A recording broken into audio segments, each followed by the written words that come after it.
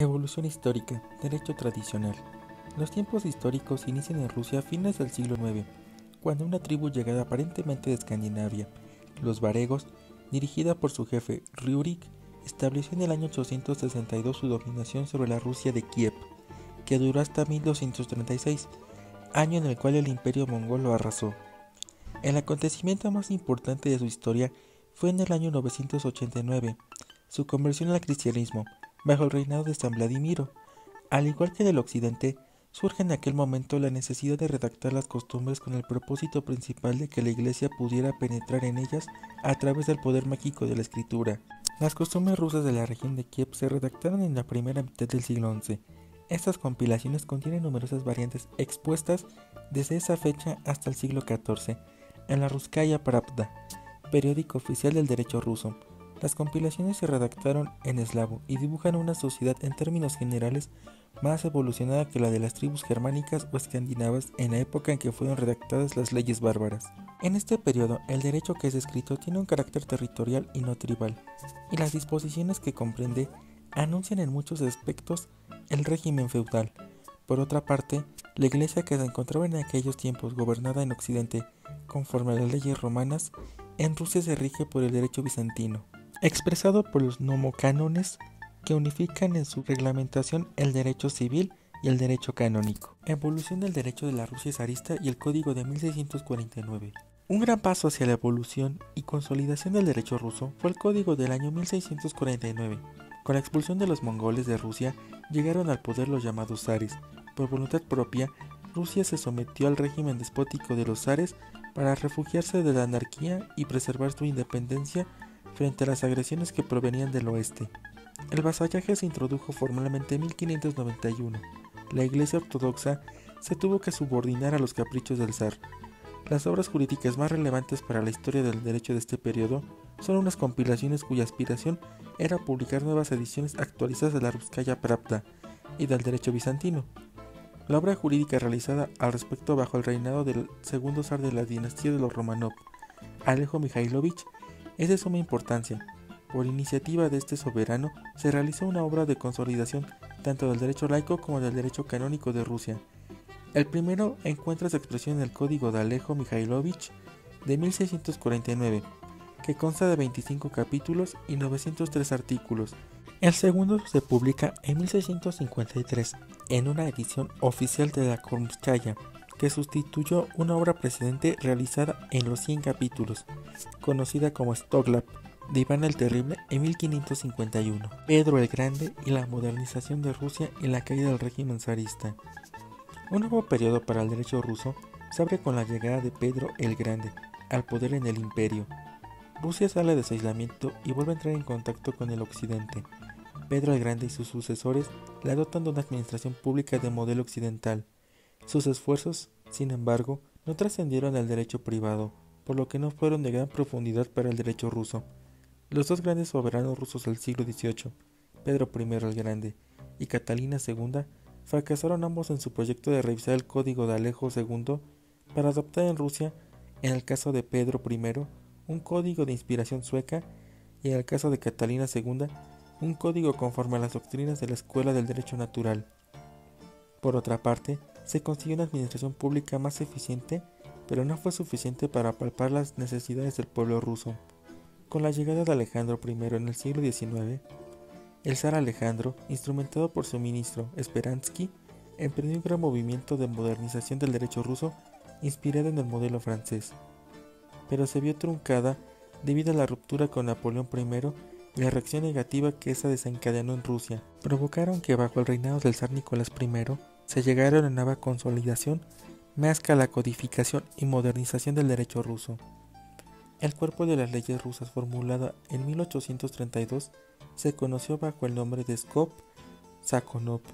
Estaba compuesto de 42.000 artículos que llegaron a totalizar cerca de 100.000 en las ediciones sucesivas, distribuidos en 8 secciones que constituyen 15 volúmenes. Las dos primeras partes de esos artículos estuvieron dedicadas al derecho público. El zar Nicolás I prescribió que se ordenaran y presentaran las leyes rusas en forma sistemática, pero sin modificación alguna de su contenido. El conde Speransky, a quien correspondió el mérito de esta compilación, no acató las instrucciones recibidas literalmente.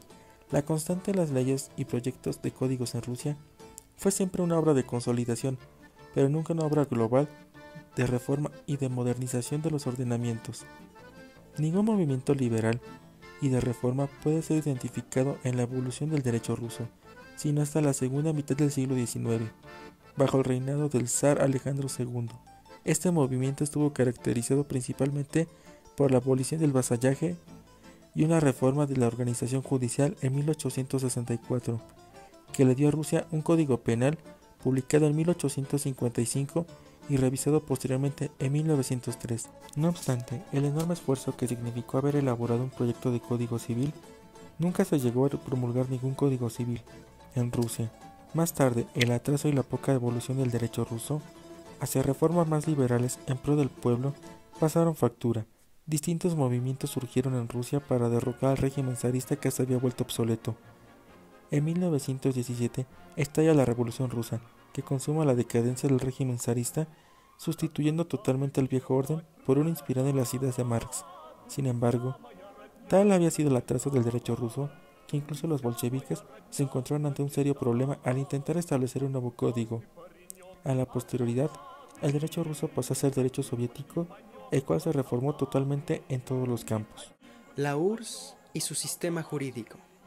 Para poder facilitar el entendimiento a las fuentes del derecho que se utilizaban en la Unión Soviética, es necesario fragmentarlo en 4 secciones, como lo hace el maestro Kolignon.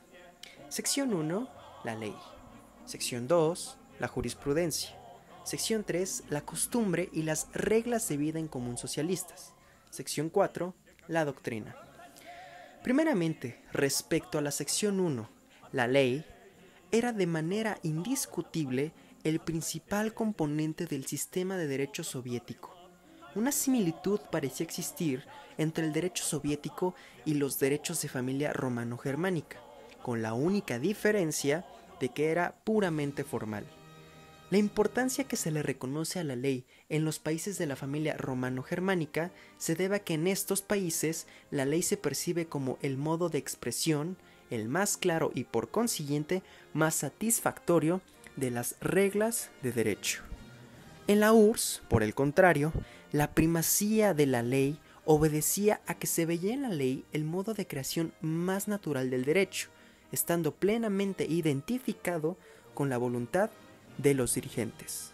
Por otra parte, se le confería una importancia primordial a la ley, porque se pretendía realizar en la sociedad ambos cambios rápidos y revolucionarios.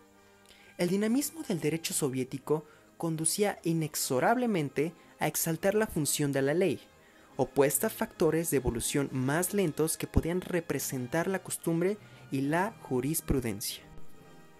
Finalmente, respecto al principio de la unidad de los poderes, la URSS no conocía la distinción occidental de la concepción formal y material de la ley. En el occidente, en su sentido formal, la ley es la decisión votada por el poder legislativo y promulgada por el poder ejecutivo. En su sentido material, la ley es una decisión que no necesariamente emana del poder legislativo, pero que contiene disposiciones imperativas del alcance general para que se conformen a ella determinadas reglas de conducta. Esta distinción obedece al principio llamado de la separación de los poderes, que atiende a establecer cierto equilibrio entre ellos. Respecto a la sección 2, la jurisprudencia, en la URSS, la función de esta difería por completo de la concepción que de ella se tiene en las democracias liberales, en un país en el que el derecho estaba subordinado a la política de los dirigentes y en el que se proclamaba la soberanía del pueblo, representado en este caso por el Parlamento. La jurisprudencia estaba limitada a la interpretación de la ley y carecía de su función creadora de derecho. La Constitución llegó a proclamar que los juzgadores son independientes y únicamente están sometidos a la ley. Sin embargo, y a pesar de estos principios, la jurisprudencia desempeñó una función importante en el Estado soviético y en la URSS. Para entender la función que tuvo la jurisprudencia, es necesario conocer previamente la organización judicial, así como algunas instituciones que podían resolver conflictos mediante un contencioso no judicial.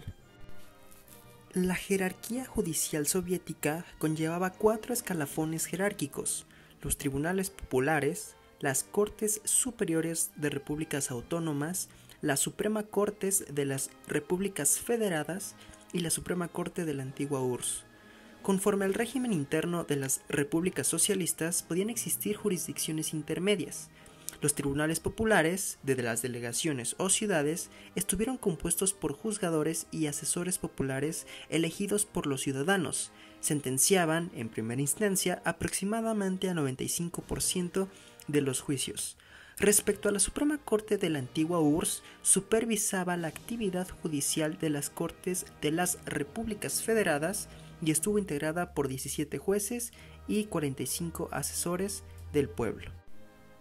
Por otra parte, la sección 3, la costumbre y las normas socialistas de vida en común, nos habla de cómo la fuente de derecho y la función que se desempeñó en el derecho fue muy limitada. La transformación total de la sociedad soviética con el propósito de instaurar el comunismo conlleva un cambio que solo la ley podía realizar. La costumbre, entonces, conservó alguna importancia en la Unión Soviética en la medida en que fue útil o necesaria para la interpretación o la aplicación de la ley en los casos pocos numerosos en que la misma ley se refería a los usos o a las costumbres. La función marginal que se le había asignado a la costumbre, pero resultaba ser totalmente contraria a la tradición rusa. Sin embargo, se podía pensar que la costumbre podría tener un gran porvenir cuando se accediera al comunismo, ya que las relaciones entre los hombres serían reguladas por la sola costumbre.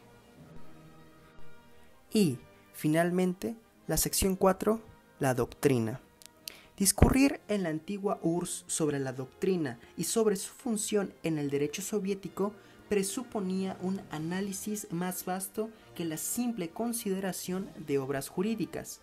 Previo a su análisis, era preciso interesarse en los documentos en donde se había impreso con autoridad la doctrina marxista-leninista. Al derecho, finalmente, se le concebía como la aplicación de esta doctrina que gravitaba en torno a la política de los dirigentes soviéticos. Los autores soviéticos justificaban de manera constante sus afirmaciones con citas o referencias a los escritos de Marx, Engels o Lenin, cuyas obras constituían el vértice de toda biblioteca jurídica. El jurista soviético o cualquier persona que quisiera estudiar el derecho soviético debía referirse necesariamente a ellos. Organización jurídico-política de Rusia a partir de 1993. La Constitución de 1993 declara a Rusia un Estado democrático y federal, cuyo sustento se encuentra en el imperio de la ley y con una forma republicana de gobierno. Dicta que la forma de gobierno será semipresidencial, conformada por un presidente electo por los ciudadanos de forma directa y un primer ministro encargado del interior, además de un cuerpo de ministros responsables ante el Parlamento. Poder ejecutivo. Como ya mencionamos con anterioridad, el poder ejecutivo se compone de dos figuras, el presidente y el primer ministro. El presidente es electo de forma directa por los ciudadanos, mientras que el primer ministro es elegido por el presidente y ratificado por la Cámara Baja del Poder Legislativo, que es conocida como Duma en Rusia.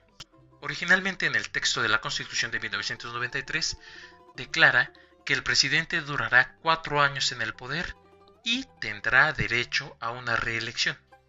Pero, tras las recientes modificaciones, se modificó que la duración del presidente será de 6 años.